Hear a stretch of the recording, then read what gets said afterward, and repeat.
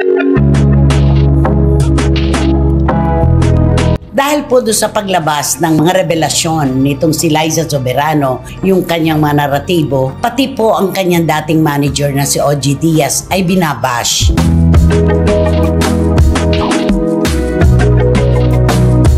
At ang mga kababayan natin ay nagtataka rin kung bakit sa kabila ng lahat ay sinasabi ni OG Diaz na kapag kinailangan siya ni Liza, nandito lang siya handang tumulong.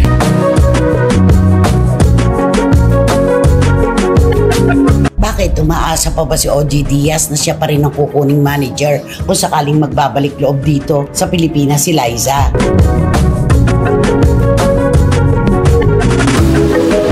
Ang tanging naiiwan kay OG ngayon, awa. Tapos yung tanong na, bakit kaya siya nagkaganito? Ano na kaya ang nangyari? Aktres na si Liza Soberano, pinaghandaan na ni OG Diaz.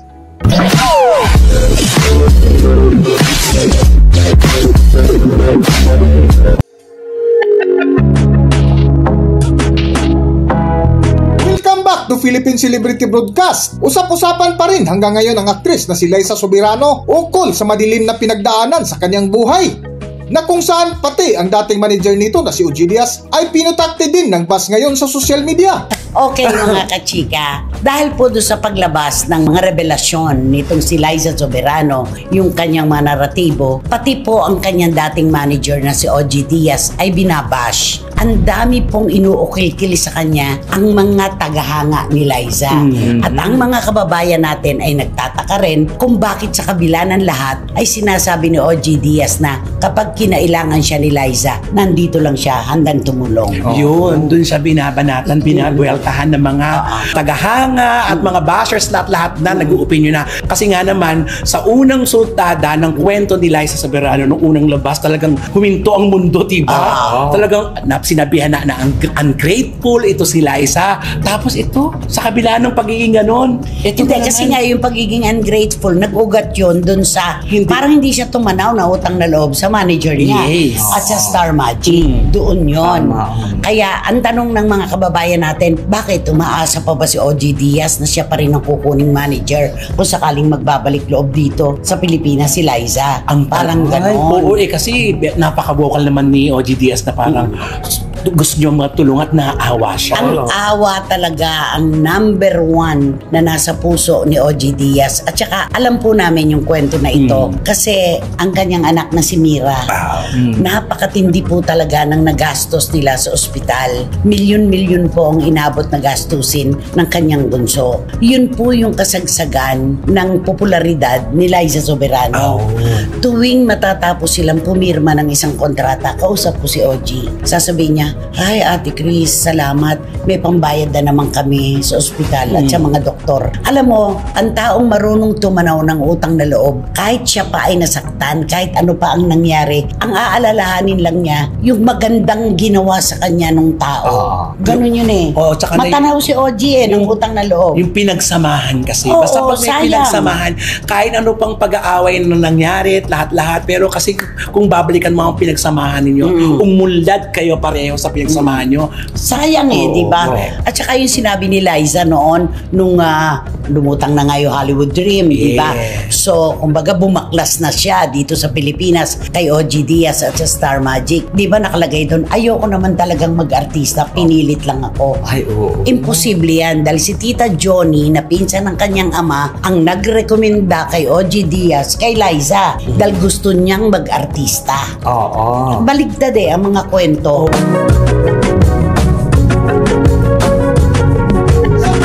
Na Nanay Christopher Min ay binahagi nila kung ano ang naiiwan ni OG Diaz ngayon para kay Liza Soberano kung hindi ang naramdamang awa para sa aktres. Ang tanging naiiwan kay OG ngayon, awa. Tapos yung tanong na, bakit kaya siya nagkaganito? Ano na kaya ang nangyari? Kasi baligtad na baligtad ang kwento. At saka alam mo, hindi naman ako naniniwala doon na ayaw yung mga artista. Kasi nung una, di ba, nagpa-extra pa sa ABS-CBN, di ba? Hindi naman siya agad nagbida. Hindi naman siya agad nagbida. Doon nga, nung na-interview nga siya, sabi niya nga, naiinggit daw siya sa mga artista. Na kasi siya nga, di ba, passers-by lang siya o nasa likod na Second siya palagi, lead. si mga Ganon. second lead na siya, mga ganyan. Tapos sabi niya nga, pag ako daw ang magiging, gusto niya daw maging bimbida, para makatikim naman ako ng mga curly hair. Diba? Yun sabi niya, gano'n. Kini-curly. Oo, Curl. Oo, diba? Kasi bawat eksena, retouch, di ba? Oo. Nagka-curl. Oo, Parang kaya ganun. ganun. Kaya kalokohan yung sinabi niya na ayoko namang mag-artista, pinilit lang ako. Pati sa love team, ayoko ng love team, sabi niya. Pero para siyang naging robot, ganun. Ang kinalabas niya, para siyang robot na kung anong sabihin ng Star Magic at ni OG, yun lang ang kailangan niyang gawin. Wala siyang freedom. Purong kasinungalingan at dito po talaga nanggagaling yung mga tao na nagdududa sa kanyang mga litanya ngayon. Di ba naman? Kaya nga na umaasa tayo, ano ang mangyayari ito? Tatanggapin ba ito ulit ni OG Diaz? Kung Hindi. saka-saka. Malinaw yung kanyang sinabi na kung kailangan ni Liza ng advice, pieces of advice, kung kailangan siya ni Liza, nakahanda Nandyan. siyang tumulong. Pero hindi niya gusto na parang yung pinalalabas ng iba na sa akin pa rin si Liza. Magpapamanage. Hindi na. Out na po si OG dyan. Dumating na siya sa punto na kung ano man ang tulong na maibibigay niya, yun lang ang po pwede siyang magbigay. Hindi niya na pagdadamutan. Kung Oo. advice lang din Oo. lang. Kasi kahit ikaw naman, tayong tatlo, dati tayo nagmamanage kay Liza. Tinalikuran tayo at pinalabas na wala siyang freedom, wala siyang utang na loob. Tatanggapin mo pa ba? Ay naku, sabi nga nila kung nagawa na minsan, posibleng magawa pa ulit ang pangalawa. Paulit-ulit. Oh, di ba? Ikaw tatanggapin Ay, mo? hindi. Bakit ko naman siya tatanggapin? Tapos na yung kabanata namin. Maghanap na lang siya ng ibang, Mag-aalaga sa kanya. Oo. At saka may isa pang butas na nakikita ang ating mga kababayan. Bakit sa hinaba-haba ng kanyang naratibo, bakit wala si Jeffrey O sa kabuuan? Ano sa palagay mo? Oo nga, inaisip ko nga din yon, hinanap ko yon, pero baka ang iniisip ko na dahil wala, baka naman hanggang ngayon sila pa rin o si Jeffrey O pa rin ang nagmamalig sa kanya. At saka karelasyon. Karelasyon. Oo, karelasyon niya. Diba?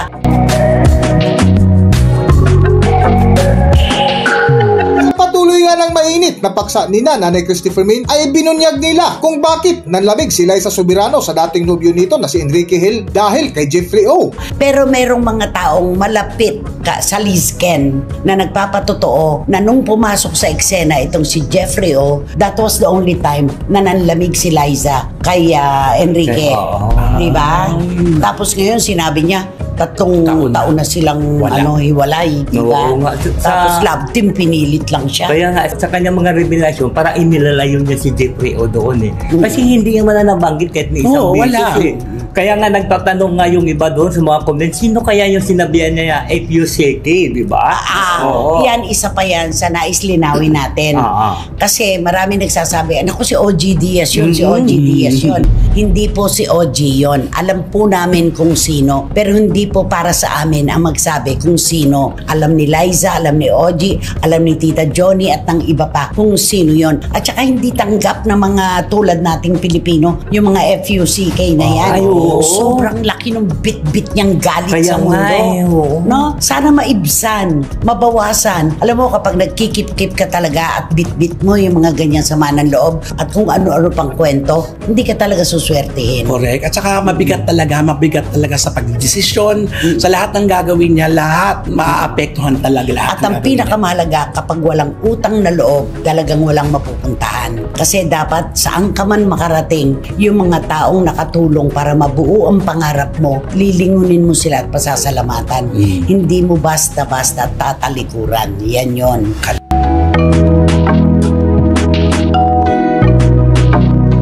Sa dulo nga ng paksa ni Nanay Christopher Min ay nilinaw nila kung si OG Diaz pa ba ang magmamanage kay Liza Soberano kung sakaling babalik pa ito sa Pilipinas. Para sa buong kwento, narito ating panoorin at pakinggan ang ibinunyag ni Nanay Christopher Min. Narito ang video.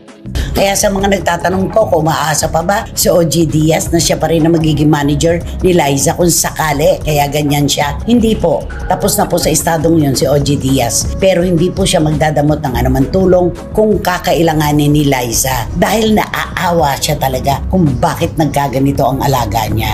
Kung sino man po ang nasa likod ng mga naratibong ito ni Liza, siya na nakakaalam kung sino niyan. Pero maraming nagdududa kung sino. Siya na ang dapat na na sumagot niyan. Samantalang nung siya nasa wastong edad na, nakalimutan nga niyan tumanaw na utang na loob. At saka hindi pang Filipino audience yung relasyon. Hindi pang Filipino audience yung Hindi talaga. At mahirap naman para kay OG Diaz ang magpaliwanag kasi may mga tao po na kung ano lang ang gusto nilang marinig at paniwalaan, yun lang ang kanilang paniniwalaan. Saradong utak nila sa iba pa na mga senaryo. Basta kung ano lang ang gusto nilang paniwalaan, yun lang yun. Napakahirap ng ganun mukha. Oo. Ikaw, sa palagay mo, saan makararating si Liza Soberano? Ay siguro sa pagsisiwalat niya ng kanyang mga nakaraan, palagay ko wala na may marating ito. Wala na. Wala na. Kahit sa Tugatog Malabon? Ay siguro hanggang na lang siya sa airport. Ikaw, palagay mo, ano ang magiging future ni Liza? Sabi nga nila, lagi kong balanse ako make or break ito. Sa revelasyon niyang ito, ano siya suntok sa buwan ito, kung tatanggapin siyang uli o talagang kalilimutan na siya ng ating mga kababayan. Ayan. Pero matandain kasi tayo kung paanong madali rin tayo makalimot. Di ba? Basta, ito pong sinabi niyang mga naratibo na ito, masyado po itong kawing-kawing, maraming butas yung kanyang script, marami siyang nakaligtaan, at ang pinakamahalaga na naaalala ng mga kapwa natin Pilipino, nating lahat, kawalan ng utang na loob. Yun, tuldok. Hanggang dito na lang muna ang ating video at kung nagustuhan nyo, huwag kalimutan mag-subscribe at pindutin nyo na rin ang notification bell para ma-notify kayo sa ating susunod na video. Maraming salamat!